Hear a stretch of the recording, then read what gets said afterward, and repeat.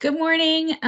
Thanks to everyone who's joining us. I think that I was able to welcome everyone as you came into the meeting, but official welcome this morning if I didn't get to catch you as you were coming in. This is our very first ever orientation for new agencies for the Homeless Collaborative of Dallas and Collin counties. We're really happy to have you guys here with us today. We're just getting our feet wet with this event, so we're really glad that you're able to join us and be here for our very first one. It's pretty exciting. Like I said a minute ago, if you have a moment, type in the chat and tell us what agency you're here with. If you haven't done that yet, feel free to put a little bit about the work that you do, whatever you feel like sharing. If there's other staff in the room with you who are also there, you can share their information as well, and who all's with you here this morning. So I'd like to take a moment to introduce you to some leadership and some presenters, and I'll just tell you guys right now that we've had to do a little pivot this morning because we had some technical difficulties and some stuff going on this morning that is just, the world we live in. So of course, we have our president and CEO, Jolie Angel Robinson, who is not going to be able to join us this morning. But if you haven't had the opportunity to meet her yet, I hope that you get to soon. We're very excited. She's relatively new. She's on her, I think she said like 50th something day or 60th something day counting weekends is how she says it. So we're very happy to have her recently join us. Nissy New is here, who's our Chief Operations Officer.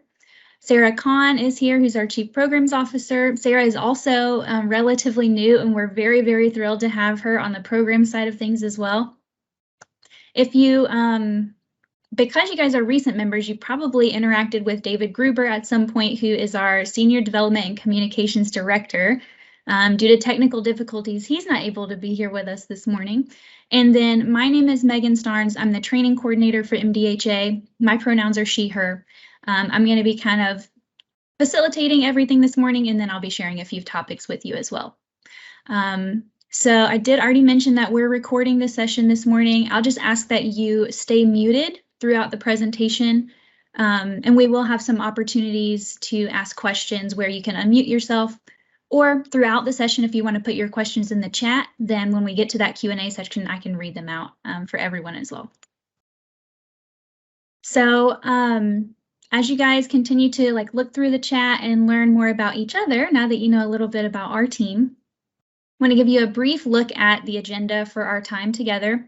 So we have this orientation split into two parts, and I haven't had the opportunity to look yet in the chat and see if we have all homeless service providers, or if we have some agencies with us that are not homeless service providers.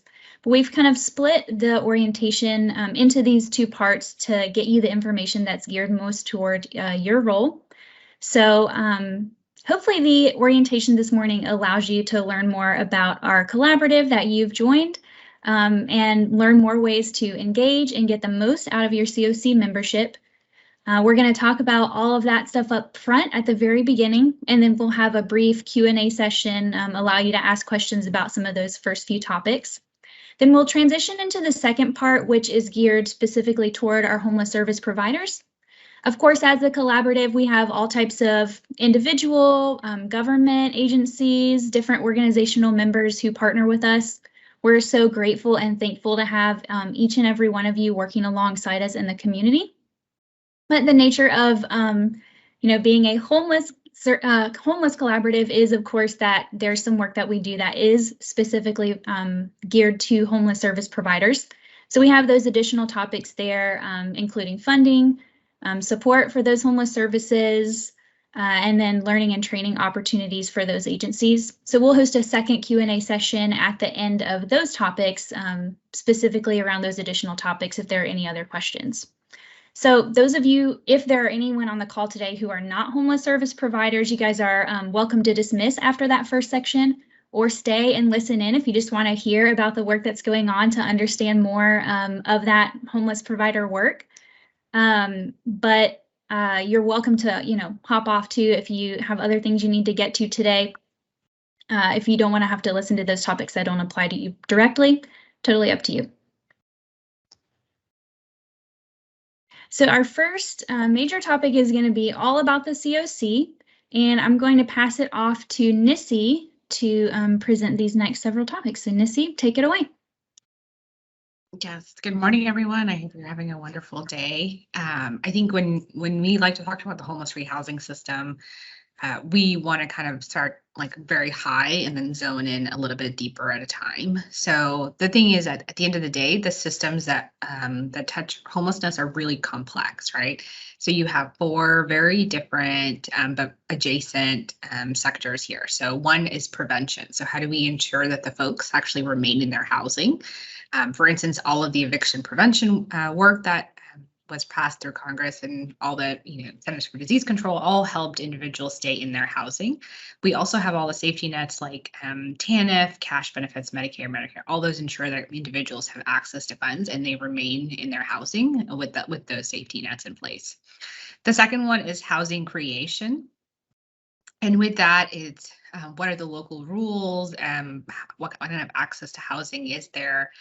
What are the different grants that are available for individuals? So there's a lot of different opportunities for housing creation that the federal government puts out, and even at the local and state level. The yellow box is really what we focus on as a system, right? So it's rehousing services. How do we get somebody who's officially become homeless back into a stable kind of state in their own housing, and how do we ensure that they remain there?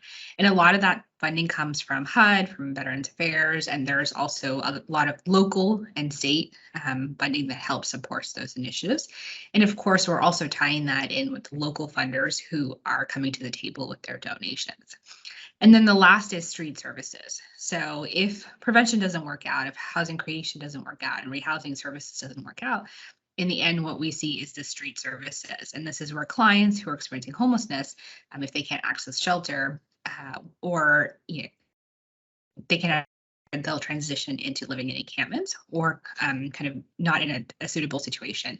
And that this is where cities come in, and cities ensure that there's sanitation, that there's trash, and the street cleaning. And so this is where we see a lot of complex issues come forward around encampments. Next slide. So at the end of the day, what it really means is that for a client who's experiencing homelessness, it can be an incredibly tangled web of services. If you have the capacity to understand how to manage the system, this doesn't become a spaghetti soup for you. You understand how to get in, you understand how to get out. But for clients that maybe have been chronically homeless for a long time, may have behavioral health issues or substance abuse issues, they might struggle with how do I actually get into my homelessness? Because the system is so hard to understand and so complex, and there's so many different ways and pathways that I can go in through this whole process, right? So from a very client perspective, it can feel overwhelming and just kind of is not organized. So next slide. So with that, HUD has come up with a strategy that they're called Continuum of Care. So under the Continuum of Care bucket, they've asked every single community to kind of focus around prevention, housing creation, and rehousing services. So that collective impact, how are we all working under the same umbrella? And how is one agency, as a lead agency, really taking over and kind of aligning all the partners to the table and really ensuring that there's strategic investment towards one goal, that there's coordinated action, that there's shared outcomes, all the tenets of collective impact. HUD has already kind of mandated that with the Continuum of Care model. Next slide. So locally, for Dallas and Collin counties, our Continuum of Care is called the Homeless Collaborative. It's membership based, so anybody who comes to the table is part of the solution to ending and preventing homelessness. It's fostering a shared responsibility, collaborative planning, aligning stakeholders and resources to implement strategic priorities of the community. So next slide. So what that really means is, as a system, we are ensuring that no matter who that client is, that they're not getting a spaghetti soup, they're not being run around. They are really we're standardizing the process for how they can enter into the system. So when they come into the homeless rehousing system, we'll do an evaluation, and that evaluation will tell them what level of support that they need. And then we'll pair them with the agency that can actually end their homelessness, but provide it in a way that's really vulnerability based, it's equity based. And so it's a with this HUD model in mind, it's a very different way of ending a person's homelessness. Next slide. So the local CoC structure is, we have three basic kind of entities. One is the Continuum of Care Board. So that's that federally mandated board that ensures that we're all, there's different system partners and funders at that table. It kind of sets the vision of the system. Then we have lead agency, which is MDHA. The MDHA is basically the staff of the Continuum of Care. So Continuum of Care is just a set of volunteers, but MDHA staff actually work to ensure that we are ending the homelessness we're working to end the homelessness that the Continuum of Care Board has set out. And then the last one is the stakeholder implementation work groups. So MDHA leads as project managers for multiple different work groups, right? We have youth, we have point in time, we have rapid rehousing, all of these different work groups. All the work groups are actually made of individuals from the community who do this day in and day out and are really the experts in ending homelessness. So the stakeholder groups are also another kind of gear. So when we're thinking about the overall structure, all three of these gears have to really work aligned for the system to be as operational as it possibly can be, right? You can kind of envision that in your mind as we're talking. Next slide. So this is just kind of the formal CoC structure. So the Continuum of Care Board, once again, is that volunteer board. Continuum of Care Board has signed a contract with MDHA to be the lead agency. And so we kind of sit to support the system and to support all the different initiatives that the community has. Under the Continuum of Care Board, there are three separate councils or committees that are part of the charter. One is the Governance and Nominating Committee, who really works to ensure that there's equity and diversity, that there's we have the right people at the table. We're considering geography as well and who is on the board. The second one is the Executive Council, and this is a kind of a group who are elected into the council, who comprise of Dallas and Collin County leaders. They have to be either CEOs or next in line for CEO. And they are going to be individuals who are really helping to drive the strategy and really kind of keeping the Continuum of Care Board abreast of all the activities that all the different work groups are committing to and are really working on. And they're the ones that are going to be bringing up issues and also taking down information as well. Then we have the Independent Review Committee. The Independent Review Committee is one of the most important committees, of course. They are led by Carol Lucky, who is our chair currently. And so this committee is really made up of community volunteers who are not funded through the Continuum of Care grants or MDHA in any way. These are individuals who have a strong experience in understanding what a grant process looks like. And these individuals also review our NOFA, which is our annual HUD Continuum of Care grants. They review Dallas Real-Time Rapid and any other future applications. They'll review them, provide feedback, and kind of recommend ranking and money allocation. So it's a really, really important group. And at that kind of the base of everything that really pulls it all together is our CoC General Assembly. So this is where we have monthly meetings. We always invite everyone to come to learn about what's happening and how you can get committed and start working in the committees and the work groups, but also just have really a strong networking opportunity to understand what other nonprofits in our community are doing as well. Next slide. All right, so these are our kind of big goals that the Continuum of Care Board has put out that the the MDHA team is working along with our implementation work groups, right? I'm not going to go into detail about each one, but one is effectively ending veteran homelessness. And when we say ending veteran homelessness, we mean that as every new veteran comes in, we're able to put them into housing. So there's kind of that equilibrium of inflow and outflow. The next one is reductions in chronic unsheltered homeless, which is aligned very much to the Dallas Real-Time Rapid Rehousing Initiative. And then third is measurably reduce family and youth homelessness. So there's a lot of work that's being taken right now to focus on all three at essentially the same time. But our priorities are really ending veteran homelessness and chronic unsheltered as of right now. Next slide.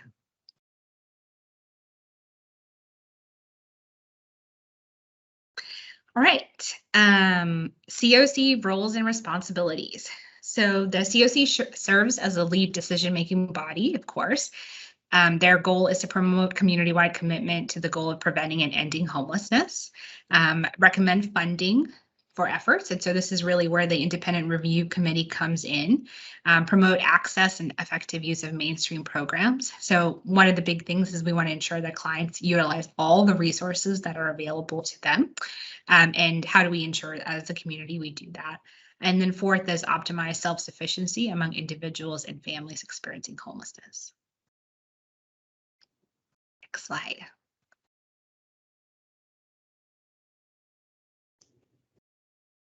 All right, so this is where David was to take over, but since he's not able to be here today, I'm going to take his slides for him. So these opportunities that we're about to go through are open to, like we said at the beginning, all members of the CoC, whether or not you're a homeless service provider. These are, you know, a handful of the myriad of ways that you can make the most of your CoC membership and become the most engaged in the continuum of care. This slide is here for you to have these links at your disposal later. And I'm going to pause for a second here to say, I meant to, when we started, put a link in the chat for you all. So I'm going to put that link there now to our event page for today. And that page has the slides for our event. So as you're, you know, taking your notes or whatever, you don't have to write every single thing down. These links are going to be there for you. And it's all just links to different parts of our website. So you can find all of this information on our website, but we wanted to compile it in one place for you. And these are the opportunities for engagement that we wanted to highlight on the call this morning. So our General Assembly, our different implementation work groups that Nissy was just talking about, our State of Homelessness Address, or SOHA, the Hard Conversations series that our communications and leadership team puts on, our homeless count, and then different learning series for the community that our communications team works on as well. So we're going to look at each of these in detail. And again, you can find all of those on the website or in the handouts that are at the link in the chat. So first is our General Assembly meeting. Nissy already spoke a little bit about the purpose of the General Assembly. This year, those meetings were on the fourth Tuesday of every month. We have one more this year because we're combining November and December. So the next time and date for that meeting is on your screen, and the meeting info is there for you as well. We invite every CoC member to join this event. You get, according to the policies and procedures of the CoC, you get a vote on different topics that are brought before the assembly as a CoC member. So we really do want you to come and participate in that event. It always is really fun once a month to get together and see all the different faces and all the different people at the table. Some of the regular agenda topics that we cover, first of all, Dr. Woody, who leads that event, is always so great about welcoming all new members. So when you join, he is going to ask you to introduce yourself if you want to, who's there for the first time, and let everyone get to know, a little bit about you and who you are, what you do.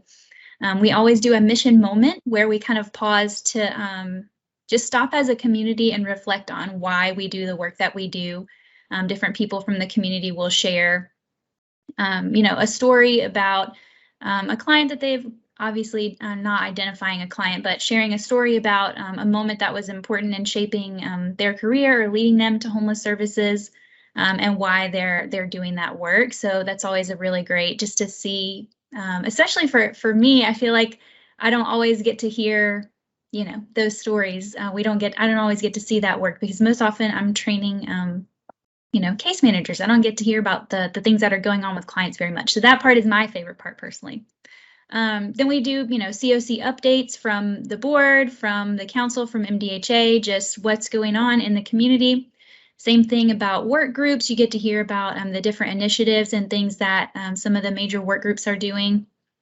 We also have like varying monthly topics, so that'll change from month to month. And then of course, announcements and events and other ways for you to get engaged. So this meeting is really info packed. And like I said, I would really highly encourage you to join us for the next one, which is on December 4th. I want to make sure that that's December 7th. There we go. That's why I checked. December 7th. So make sure to join us for that. And you can find the meeting link on our website as well on our calendar. So let's see, work groups. So I have just put all of the work groups that we currently have on the screen. You are invited to participate in a work group.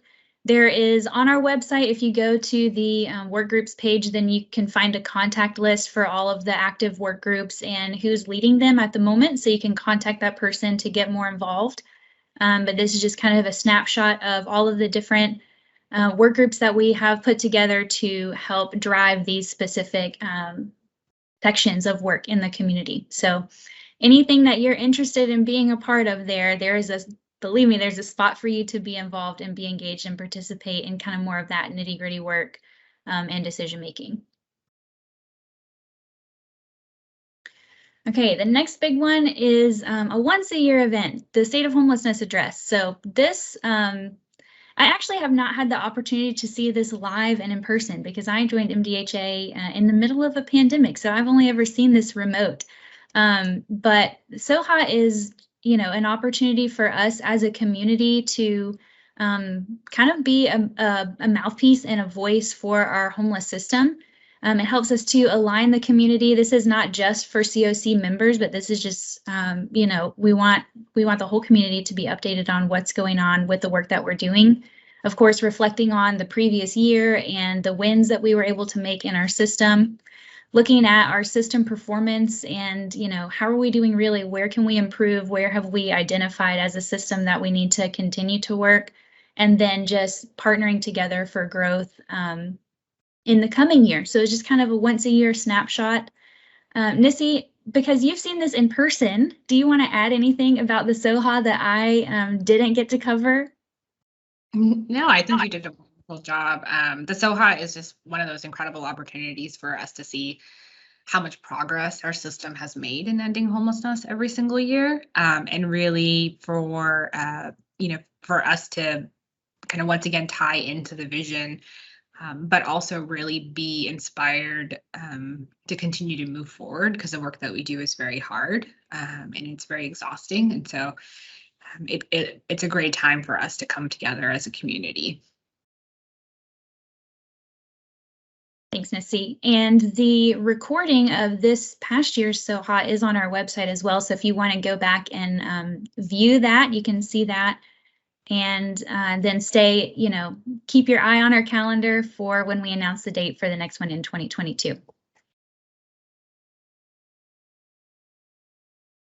Okay, next I want to highlight our hard conversations. So MDHA has been doing this, I believe originally partnered with the Dallas Public Library to start these, what we call hard conversations, where we invite outside speakers to come in and just discuss the topics that are relevant to our work, but are just frankly hard. They're hard topics to talk about, and not always popular topics to talk about, right? But it's things that affect our work and it's things that affect the people that we serve. So on your screen is just a very, very small snapshot of some of the topics and speakers that we've had in the past. So you can see on the screen there, we've got kind of a wide range of topics. We recently had the Dallas County DA come. That was a fantastic one that I got to actually sit on. Joe Lee was a part of that conversation as well. We threw her right in as the new CEO to a hard conversation, but it was a fantastic conversation to be able to be a part of. These are, I believe we're not, they were done with these for the year for this year, if I'm remembering correctly, but we will, I'm sure, start these up again next year. I don't know if we have any topics planned for next year already. Nissy, do you know? I don't think we do yet, but Not yet. Not yet. Stay, keep your eye on our, there is a hard conversation section on the website where you can go to see all of these previous hard conversations, look through the topics that we've had all the way back to 2017. There are recordings on there, so you're welcome to go back and, take a look at any of the topics that are interesting to you, and then keep an eye out for when we start scheduling them for next year. Really just a great way to hear from some of the different voices. We've had like national experts come and talk about some of these various topics, and local experts as well. So, all right, the next one is our homeless count. So again, this one looks a little different in a pandemic, right? PIT counts previously, or point in time count, excuse me. We often shorten it to PIT count. You know, pre-pandemic, this would be like a major community event. We have volunteers from all over the community participating. Actually, before I even knew about MDHA or was looking to work here, I knew about the PIT count because of an organization that I was a part of who had volunteered. So this is a major event normally in the community. And then, of course, with COVID and pandemic safety measures, we're not able to utilize the community at the volunteer scale that we previously were. So you can go to our website to see like the whole PIT report from 2021, but I just pulled one snapshot here to kind of give you an idea of the types of information that we're looking at for the point in time count, right? We want to, the goal of the point count, the goal of the PIT count is to just get a snapshot of everyone experiencing homelessness in our community, sheltered and unsheltered. So those volunteer teams will go and do the street outreach, survey, you know, everyone experiencing homelessness that they can, get demographic information as they can, just kind of get a snapshot of like, where is our community, you know, what is the population of people experiencing homelessness in our community? What does that look like so that we can plan and execute some of those initiatives that we are doing to better serve those people. The PIT count for 2022, the dates are there on your screen. So again, stay tuned for more information as we continue to plan. It's crazy that I feel like we just did this year's PIT count not too long ago, and then we're already planning the next one. We also are just wrapping up our youth point in time count. So we do a whole separate count for youth that has the exact same goals, exact same purposes, just geared specifically toward that population. So we're actually just now wrapping that one up in October. Now we're gearing up for the 2022 PIT count late in January, excuse me. All right, and the last thing that I hope that you'll go to our website to learn more about is our Understanding Homelessness series that David and Iram, our communications and development team, have put together this year. This is a learning series that's available to anyone on our website, and they have broken down this series of topics, including understanding more about our CoC. Some of that information was on our call today, most of it, but you know, it's a 10 or 15-minute video on the website where you can hear from Ashley Brundage, who's the chair of our CoC board, and she goes through, you know, some of those same details that Nissy did this morning. So if you're wanting to share more about the work that we do with someone else who wasn't able to be here today, this is a great place to send them, or other staff members who aren't able to be here today. The second topic in this series is the history of homelessness nationally, but then also kind of in our community. So just understanding like, where did this problem of homelessness come from, and, you know, looking back at the past to figure out how we can move forward to help solve it. The third topic is understanding our coordinated access system. So coordinated access, or CAS, is, you'll learn more about it in a bit when Sarah presents, but essentially how we make sense of that spaghetti soup that we saw that Nissy presented. So how do we get a client through that pathway and building that system so that it does best serve those clients. And then the last one is everybody's favorite topic, the data, right? So understanding why we collect the data that we do and how it helps us do the work that we do. This series was incredible. They put together some great information. So I do recommend that you check that out. That's kind of our first stop in onboarding new agencies, is to say, hey, you know, go learn more about the work that we're doing through this series. And share it with your staff, share it with other people that you work with. And it's, again, on our website. All right, so I'm going to pause now to say, what questions do you have? after hearing more about the CoC and then more about different ways that you can be involved and engaged with your new membership.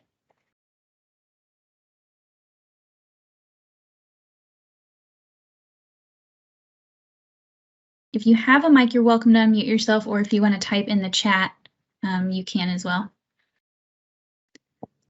Good morning, Jolie. Good morning.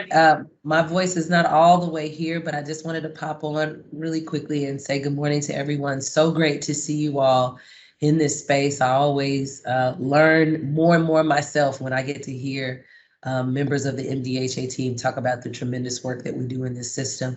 So good morning. Thank you for the work, Megan, for putting this all together.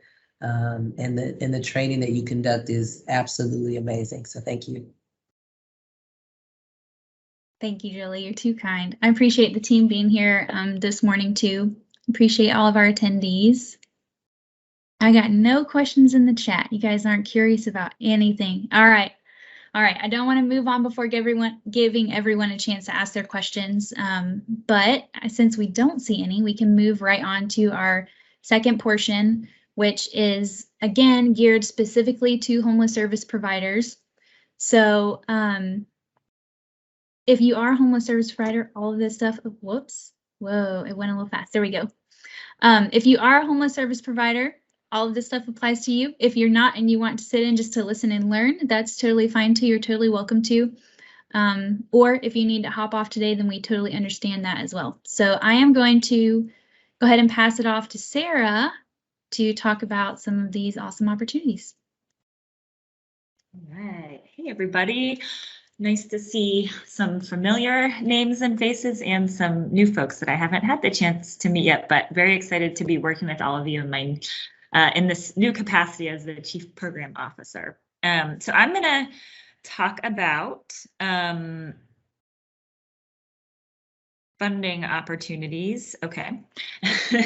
Sorry, I was prepared on talking about something else. So we're going to talk about just a few opportunities for funding and the way that providers find out about these funding opportunities is through a range of different ways that we communicate, either by participating in our General Assembly meetings, which happen monthly that we mentioned, through our newsletter that goes out to the entire Homeless Collaborative, and through the work groups where there's a specific funding opportunity that might touch permanent supportive housing projects or agencies running rapid rehousing projects or agencies running prevention and diversion programs. So there right now are three kind of main funding opportunities. One is the Dallas Real-Time Rapid Rehousing Initiative. Many of you have already heard about that initiative, but that was a collaborative funding model that was designed in partnership with MDHA, several cities across Dallas and Collin counties, and the Dallas Housing Authority. Those agencies sort of combined the resources that were made available through stimulus money in the American Rescue Plan and aligned funding. Then we were able to leverage in using that funding some investments from the philanthropic sector to be able to scale rapid rehousing interventions for individuals and families over the next 2 years. So a very exciting initiative, but there are various components in that system. Everyone has sort of a specific role to play in administering the program, and we are making available various opportunities that will be kind of sent out through requests for proposals to be able to participate in that. So we've already awarded agencies who will be providing case management and housing navigation services. And we have a couple of other upcoming RFPs, one in particular for community integration services, which are just extra supports that help promote kind of housing stability by helping folks that move into rapid rehousing to connect to community-based agencies. The second funding opportunity is the Continuum of Care, NOFA, and the NOFA is a sort of year-long process that HUD has put in place to really sort of drive greater coordination across the agencies that are serving people experiencing homelessness in the community. So there are a few components to the Continuum of Care application, but one is a local competition to bring new permanent supportive housing or rapid rehousing projects into the community. And we will release each spring a call for new projects that are funded out of the sort of funding that we're allotted through HUD each year to be able to expand our housing capacity within the Continuum of Care. So keep an eye out for both of those opportunities. And again, MDHA will post those opportunities in our newsletter, on our social media webpage, and our CoC membership list. So make sure that you're kind of linked into both the forums that we sort of present live, as well as the various communications networks that we leverage. Next slide, please. Great. So I wanted to talk a little bit about opportunities for collaboration and support. And I want to talk about 3 ways that the Continuum of Care strengthens the infrastructure of our homeless response and provides sort of system-wide supports to be able to enhance 3 things. One is to enhance access into the system and make it easier and more streamlined to connect to housing and services.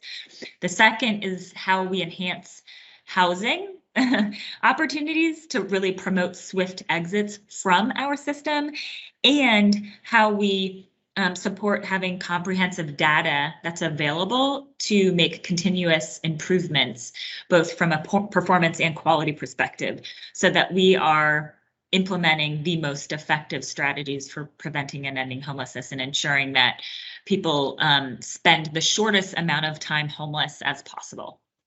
Next slide, please. So the first then I want to start with is access into the system. Historically, as Megan and Nissy pointed out, historically continuums of care allowed each project to operate individually, and our homeless system response systems across the country really grew historically to meet sort of the needs in our communities and the really crisis and emergency needs in our communities. And we didn't have the luxury at that time, as we were building this response system, to sit down and think logically about how people access and how people exit. So what coordinated entry did was allow us that space to really think about how do we move from sort of this path where each agency has its own admission criteria, its own eligibility screening, its own enrollment decisions, which ultimately creates a pretty disjointed path for people trying to access housing and services. How do we move from that system to sort of a place where we can create more streamlined pathways into housing, and people can sort of be matched with the types of interventions that meet their individual needs? So we implemented the coordinated access system. You'll hear CAS referred to it. We refer to it as CAS a lot, and that really transforms our homeless services system from that network of individual providers to a fully kind of integrated system, and ensures access to services is streamlined. So no matter where people present for assistance, you're going to receive a standardized assessment and get routed through our process towards a housing intervention in the same way. It also makes sure that people are matched to the appropriate intervention. So when we're all using the same tools, then we can effectively sort of assess what people's level of need is, so that we can match the right intervention in our system to those needs. And it ensures that resources are prioritized to people who need the assistance the most, right? They're largely across the country. We have a lot of people that sort of touch our system each year and then exit quite quickly. The large proportion and large majority of people in the United States who become homeless just have these short stints of homelessness. They exit sort of on their own, and then we don't really see them again. However, there are other folks who become quite entrenched, and this is a smaller group of people, but also a group of people that requires more resources, right? And so what our system wants to do is to make sure that people really aren't getting left out. And prior to HUD really, I think, targeting certain resources to people experiencing chronic homelessness, like permanent supportive housing, this was a population of people who experienced homelessness for very long periods of time. And our homeless services weren't necessarily targeting those groups of folks. Those were people who were considered to be harder to serve. So what coordinated entry does in some of the policy priorities that we've been put in place is to make sure that those folks who need the greatest amount of assistance and have been homeless for the longest periods of time get access into housing opportunities to reduce sort of the trauma and the health impacts of homelessness. So then we've asked all agencies to sort of join this coordinated access process and to take referrals from coordinated entry, and when new vacancies are available, to participate in bringing those vacancies to the table for other folks in the community. So it's a two-way street. Next slide. Next, I want to talk about housing. So CAS helps people access our system, but housing opportunities and expanding housing opportunities help people exit successfully. So we talked a little bit about the interventions in our system. So we have permanent supportive housing for people experiencing chronic homelessness who need a long-term housing subsidy with really intensive wraparound services to really remain stable in that housing. And then rapid rehousing that's sort of tailored to the needs of other individuals and families who need a more moderate level of support. And then a diversion or a more light touch intervention to really promote rapid exits for people who really have touched the system and could probably exit quite quickly if they just had a little bit of financial assistance or some support to kind of negotiate a sort of housing arrangement that would allow them to avoid kind of entering into the system and getting entrenched in the system. So those are the interventions, but what we've been focusing on in our system is really what are those kind of key housing supports that can be centralized to really bolster our system's ability to help people exit quickly. And that includes a few things that we've done. One is we have some housing locators starting as soon as next week, and we're building really a landlord engagement team that will be solely responsible for seeking out new landlords and maintaining relationships with landlords, as well as then building a portfolio of housing units that we can bring to the table for service providers to help clients have an exit strategy.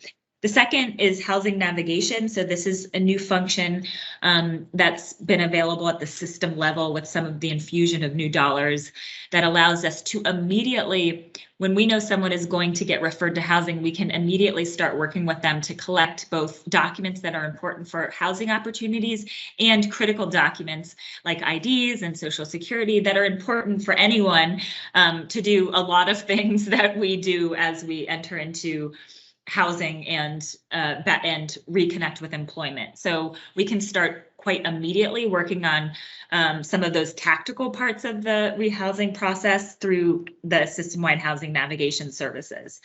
The third component is our Flex Fund that we've instituted, and this is funding that's available really to help households overcome any barriers to exiting homelessness. And it's a flexible pot of money to kind of fill in the gaps on the types of things that we can fund through private dollars that may not really be eligible under some of the more kind of rigid funding sources that we have, like HUD funding. That's very specific in terms of how we can use those funds. So we've funneled some private resources to really test how we can speed up the housing process by listening and being really tuned in to the things that people need to overcome some of the barriers, whether that's transportation to get to a lease signing or a little bit of funding for furniture to make sure that folks actually have a place to lay their head when they get into their new apartment, and utensils to be able to cook meals, or maybe it's, maybe someone actually has reconnected with a family member who happens to live in another part of Texas or in another state. we could potentially fund sort of some way for them to get there, whether that's a flight or transportation, and a little help to kind of negotiate kind of moving back in with that family member. So there's a lot of different things that Flex Fund can be used for, including incentives for landlords. The fourth thing that I wanted to talk about was then just performance management. So this is another thing that you'll see us trying to embed at every level of our system. How are we using data as a way for continuous learning and using data as a community, not as individual, not as MDHA as the lead agency, not as individual providers, but really coming together as a community and working together to look at data and information, to set some real shared goals about where we want to be in terms of ending homelessness, and looking at the data together to see if we can understand the story that it's telling us, to really then co-design strategies for improvement, right? And evaluating how we can figure out what's working and what can be tweaked and what those opportunities are through embedding data and performance management sort of at every step of the way, and particularly throughout the rehousing process. Next slide, please. And then the last thing I wanted to talk about was the data. Data is really at the foundation of everything that we do. And what we're trying to do is get the data working for us, get the systems and the technology working for us so that we have the right tools to make data visible, to set goals and benchmarks, and then to continue to analyze that data, but in a very accessible way. So the foundation of that is getting as many providers as possible using our homelessness management information system.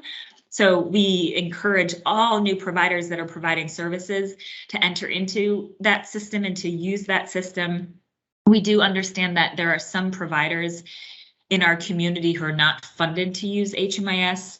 And we have also then created a data warehouse that allows us to integrate additional data sources into our HMIS system so that we're really making sure that we have the most comprehensive view possible of what's happening with homelessness across Dallas and Collin counties.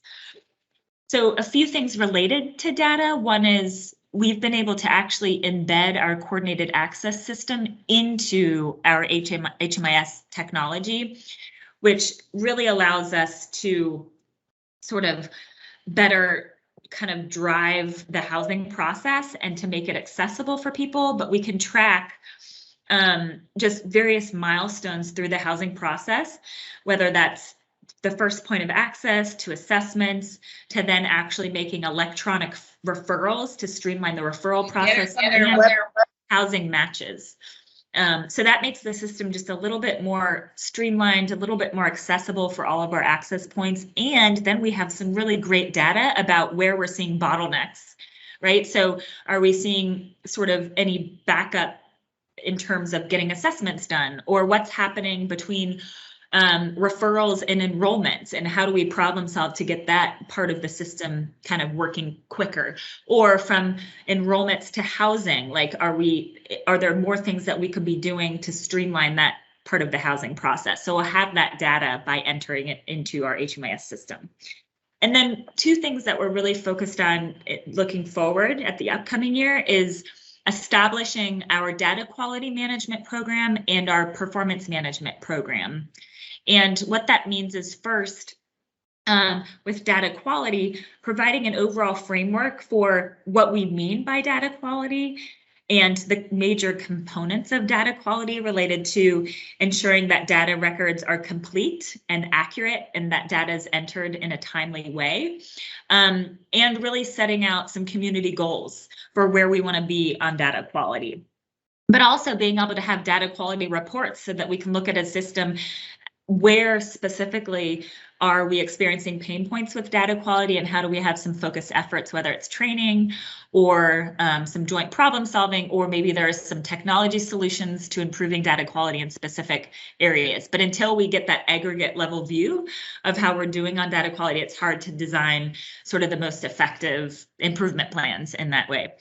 Same thing with performance management. So we're going to be looking at our performance outcomes on two levels. One is at the system level, so that we can understand as a community how we are moving towards our goals for preventing and ending homelessness, and looking at things like how long people are in our homeless system, the rate at which we are making placements into permanent housing, and the rate at which people placed in permanent housing actually return.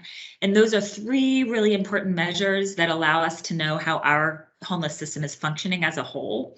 Then we'll also look at those measures at the project type level. So thinking about how is rapid rehousing as an intervention working in our community, as well as permanent supportive housing and some of the other permanent housing solutions in our system, so that we can start to problem solve with providers who are the experts on these programs about what goals should we be setting for ourselves to reduce lengths of stay or increase housing placements. And then how as a community do we work towards getting there? Do we need more capacity building from a staffing perspective or from a training perspective?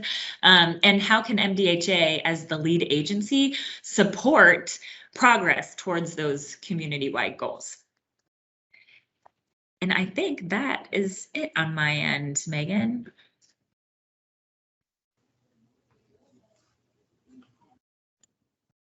Thank you, Sarah. All right, let me, here we go. Okay, this slide is mine. This is all me right here. So the last opportunity that we want to kind of put on your radar, specifically for our homeless service providers who have recently joined, is that we do have an online learning system called LearnHC. This is relatively new to our community, so we just implemented this system the summer of this year. Our learning system online has on-demand courses specific to our HMIS that Sarah mentioned. We're also looking to build additional courses for case management, for housing navigation, and for other staff at your agency relating to those specific initiatives that our community is working on, best practices, our CoC values like housing first, progressive engagement. We're also building out a training schedule for 2022 that we hope is robust and provides you with additional learning opportunities that you might be looking for anyway, for things like mental health first aid, for things like motivational interviewing that you may want your staff to participate in. So we are looking to make connections with providers of those specific trainings to make that available to the community in 2022. So we're finalizing that plan right now. We hope to have it published by the beginning of the year with our specific topics.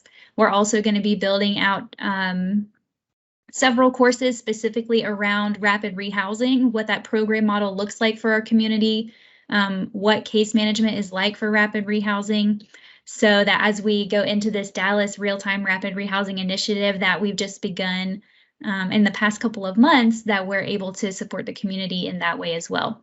So lots of opportunities for learning and growth and training coming in with 2022, with the new year that is quickly approaching. And we hope that you will keep your eye out on our website. There's a training resources page of our website that has a calendar with all of our events posted.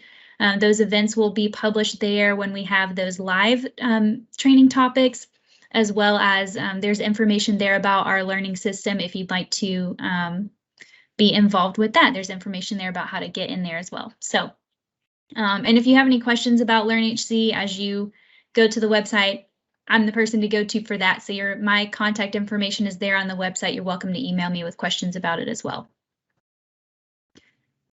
And with that, we're actually wrapping up, but I know that I have one question to pose to the team from the chat, and we also have had a few people join us just in the last few minutes. So if you've just recently joined us, if you want to introduce yourself in the chat, tell us what agency or organization you are here with today as a new CoC member.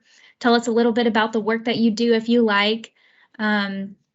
And don't worry if you feel like, oh, I just missed it, I just came in a little late. That's okay. We're recording this session and you'll be able to see everything that you might have missed in the last hour. So I am going to kind of open up for like a second question and answer time. And we'll start with George's question from the chat. And I'll kind of pose this to Sarah, maybe this is your ballpark, but you tell me. So George was asking us to speak a little more about how members can be involved with landlord engagement. So George is with Roommate Me, and George, correct me if I'm wrong. I don't believe that you guys provide homeless services, but he's wanting to know a little bit more about our landlord engagement programs. Hey guys, good morning. Hi. Hey, yeah, exactly. We're not a service provider. We are an accelerator to becoming more efficient as a service provider. And a critical element of that is ensuring that we can plug into inventory. And so that's definitely an interest of mine, as well as what appears to be an interest of the broader CoC. So wanted to get some perspective on how we can all collectively work together for engaging landlords. Yeah, that's a great point. And, you know, it's something that we heard a lot from the community work sessions that we originally hosted when we were building the Dallas Real-Time Initiative and redesigning our system. And one thing that we heard was just really needing sort of a centralized process for engaging landlords and building out a housing portfolio that can really be a centralized kind of function of the system, with bringing units to the table that are available for folks that are getting referred from our coordinated access system. So we have already started that work. We have some housing locators that have started. We've invested in staff and bringing on some subject matter expertise in terms of folks that have a lot of experience working with landlords and negotiating with landlords. We'll be hiring a sort of a lead over that, a landlord engagement coordinator who will lead that strategy and lead that team. We'll be implementing some new kind of unit management software to simplify the process. So we're at the beginning of that journey, but we're really excited about kind of doing more of that from a centralized systems perspective. We do know that a lot of our providers also currently still do some of their own landlord engagement. So as I think I mentioned, we're in the process of trying to centralize that more and kind of bring those housing locators together as well to understand sort of what they're doing and how MDHA as the lead agency that'll be building this team can really support everyone with this new function. Cool. Is there a work group for that, or is that pretty much MDHA? We did have an ad hoc work group on landlord engagement as we were conceptualizing the team. I'll have to check to see if we have that work group that's continuing to meet, because again, that would be that's a good space to kind of conceive new ideas, new strategies, new policies, and I can check to see if that landlord engagement work group is still active. Awesome. Thanks. I pulled up our website just as a reference. I feel like it's helpful to have the visual. So if you go to our website, which is mdhadallas.org, and I'll put that in the chat in a moment, the menu is up here in the top right corner, and there is a page here on the General Assembly and work groups. So if you weren't here for that section where we presented about all of the different work groups that we have, you can scroll down to that work group section, and this link will open a document for you that I'm going to pop up onto the screen. Now, I will say that this document says that it was published in July, and we have had a few changes to chairs and work groups since then. So I need to make sure that we have the most up-to-date document on the website after seeing this today. But this would be at least a good starting point for you to be able to contact the chairs of these work groups that are published to ask them more about their work group, see, you know, if there's an opportunity for you to engage. And that landlord expansion work group is on there, but like Sarah was saying, not sure that this was July, so may or may not still be active. So I'm going to make sure that we have the most up-to-date document on the website after today, but this is at least a good starting point for you. I also saw your question in the chat, George, about system performance and data. And we do have a system performance work group that's meeting as well. And another good way to get plugged in with these work groups is just to come to the General Assembly meeting. Those work groups give their updates there, and then you can reach out and network through that meeting to, you know, as the work group chairs are presenting to get more information about their meetings. So some resources for you there on our website. Appreciate you guys. Thank you.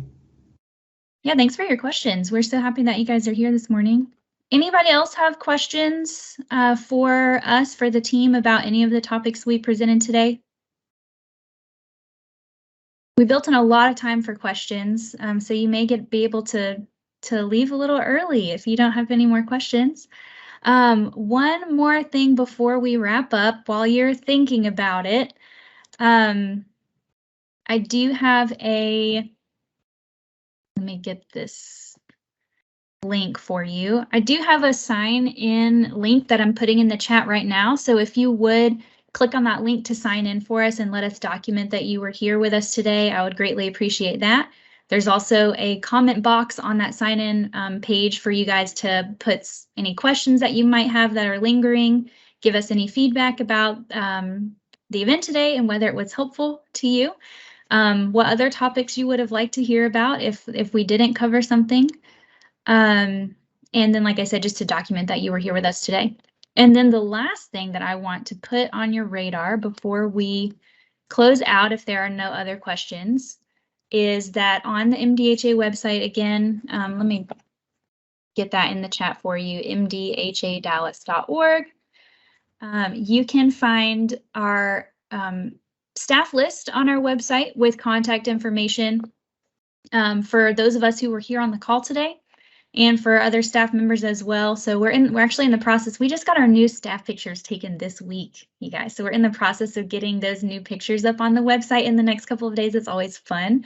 Our staff contact information is there. You can find more information about the CoC, about the General Assembly, about the NOFA. All of the topics that we covered today are right here on the website for you. And I'll also be emailing everyone who attended today with the recording for our session, as well as the handouts for the meeting and those resources that we had that we posted at the beginning. So it looks like no other questions. So I guess with that, we will wrap it up. Team, thank you guys for being here this morning and for presenting. To everyone who attended, we really appreciate you joining our collaborative. We appreciate you attending this morning. We're really grateful to have you coming alongside us and the community in the work that we're doing. So thank you for working with us to help make homelessness in Dallas and Collin counties rare, brief, and non-recurring. You guys have a lovely day. Thanks.